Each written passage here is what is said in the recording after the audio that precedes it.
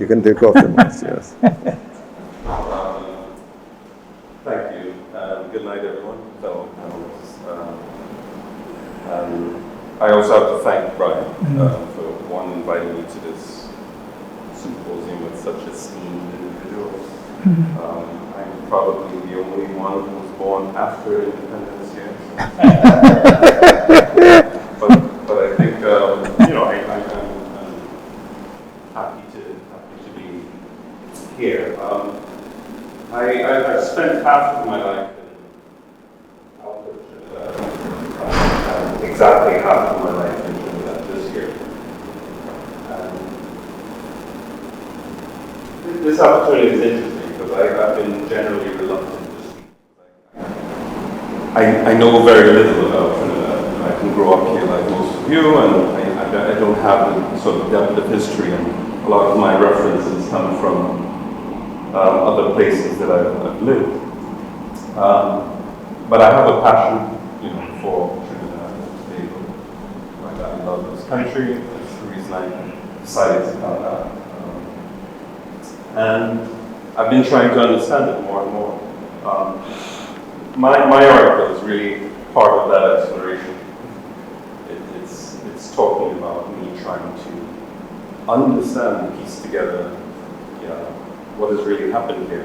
It's really interesting reading all the different articles because it gives me a better understanding of the city. But of course, I have my own perceptions, and as an architect, you're influenced by your surroundings, and the city influences architects. And the book, why I find it such a good piece of work is because you pass all of these buildings all the time. The first time I flipped through the book, I was like, oh yeah, I know that building, I know that building. But then, when you look at it as a whole, you realize that is a good representation of our built environment. It's right there in front of us, and it's a record and a document. I think it's excellent in that sense. I had an opportunity to do work on a project in East Port of Spain. Actually, before I talk about that, years ago, a group of architects did a study in St. Joseph, the country's first capital. And we were working with a group of concerned citizens who were, interested in somehow commemorating the history of the city.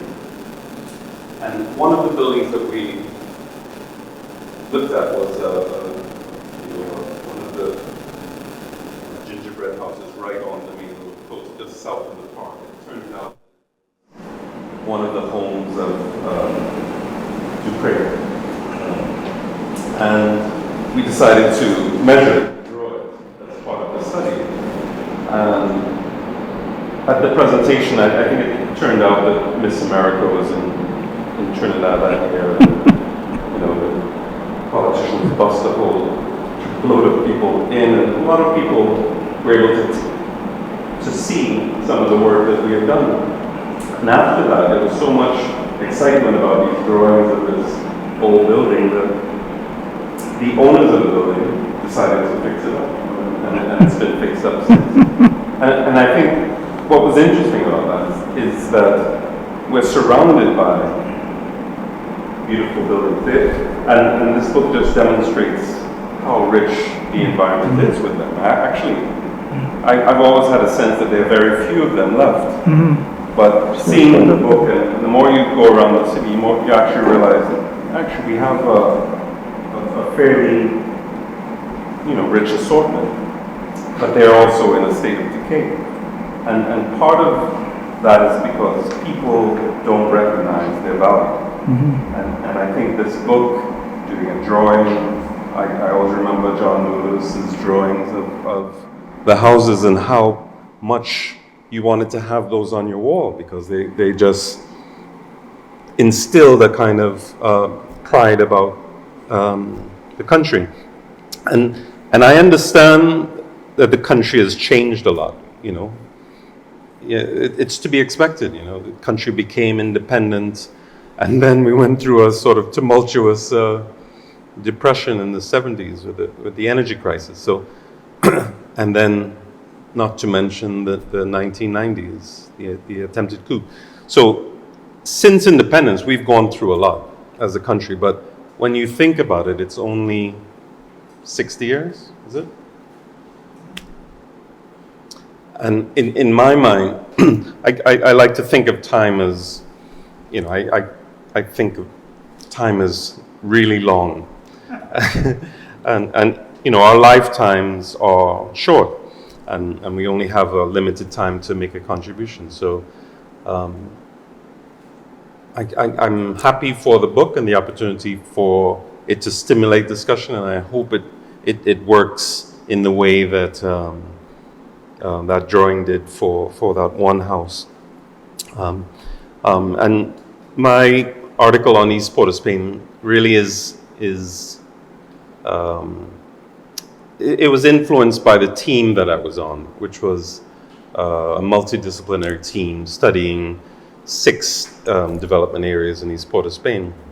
And as we got into it, I started to realize that East Port of Spain isn't really one place. It's really a number of places. And if you understand new urbanism and how cities are defined, or neighborhoods or villages, it's not really one place. It's really separated, and they're distinct areas. And I think as an area,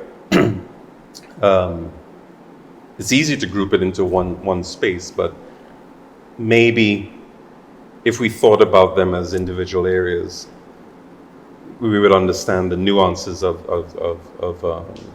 the different areas and the opportunities to deal with improvement. I won't say any more, so thank you again, and good night.